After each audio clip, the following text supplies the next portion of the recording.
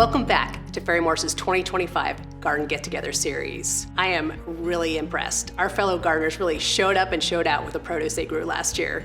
Caitlin's green beans looked amazing. So, I don't know about you, I'm curious what Brian grew. Let's take a look.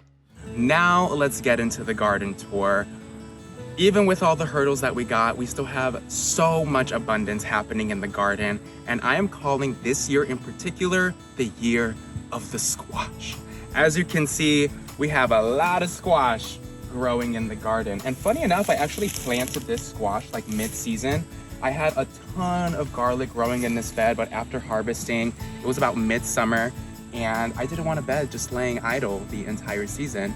So I just casually threw a few squash seeds in there, and now we have this jungle of squash. And we have a lot of beautiful gourds growing. We have some really lovely pumpkins and mini pumpkins in here. I know that's the smaller one's a futsu squash. I don't remember the name of this bigger pumpkin here, but I know she's French. Really beautiful.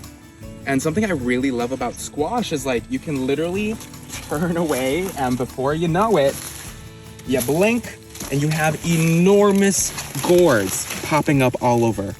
Like, that is enormous. Abundance.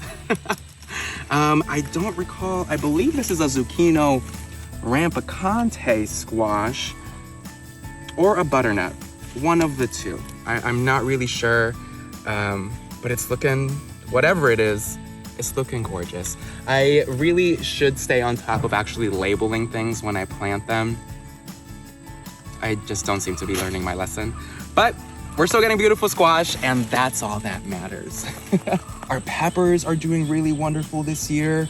Luckily, with the drought, I wasn't really worried about my peppers because naturally, I find them to be a lot more drought tolerant than a lot of the other crops we have growing in the garden. So they powered through the drought, no problem. Even without a dry spell, I usually go about 2 to 3 days in between watering my peppers, and they do just fine with that. As you can see, we have a lot of them. So many peppers happening. I need to harvest. But it's nice to know that even when we're experiencing something like a drought, there are certain crops that you know will be able to get through it. Coming over this way, you can check out our tomatoes. Now, unfortunately, with the drought, our tomatoes were definitely some of the plants that took the biggest hit because in those early stages, they need a lot more moisture than other plants to really get through that intense heat. So we haven't gotten that many tomatoes this season compared to last season, but we're still getting something. We have this really wonderful early girl tomato from Ferry-Morse. Abundance. And a lot of other tomatoes are starting to come in. Here in Tennessee, we have about until like end of October, mid-November for us to like continue getting fruit from our tomatoes. So there's still plenty of time left for all this abundance. Speaking of squash, this year I'm growing Ferry-Morse's butternut Sasquatch squash, and look at the size of this. I am so serious when I say this is the biggest squash I have ever grown in my life, and it's not showing any signs of ripening yet. I don't see that beige fleshy color yet, so this is still growing. And we're starting to get smaller squash down here too. I don't know if you can get in there and see. Abundance. Oh, I have to fix I'm gonna put this tomato in my pocket. I have to fix this squash here. I have, because of the weight of this squash, I put some pantyhose here to help support it because it is literally just dangling off the edge, off the side of this cattle panel. So I wanted to give it some extra support so it doesn't just like snap and fall. But pantyhose, who'da thunk? I especially love what I have going on in this bed over here.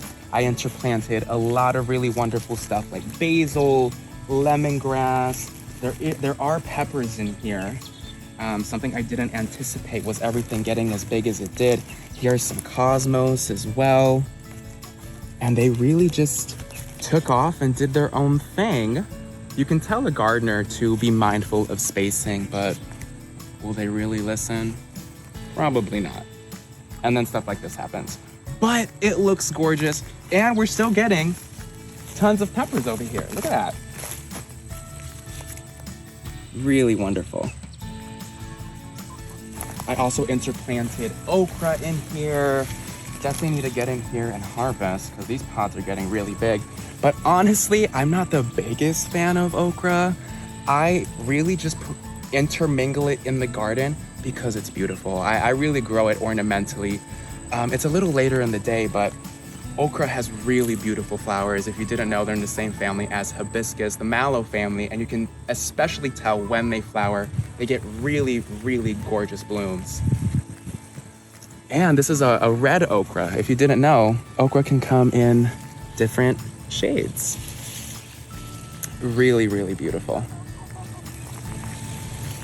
So like I mentioned, even though we did have a drought at the beginning of summertime, you know, me being present and me being there and on top of watering and just being present with my garden really made sure we got to this point here at the end of summer. There's still plenty of abundance happening, so it just goes to show, regardless of what Mother Nature or life throws your way, as long as you're present with your garden and attentive to it, you can get through anything.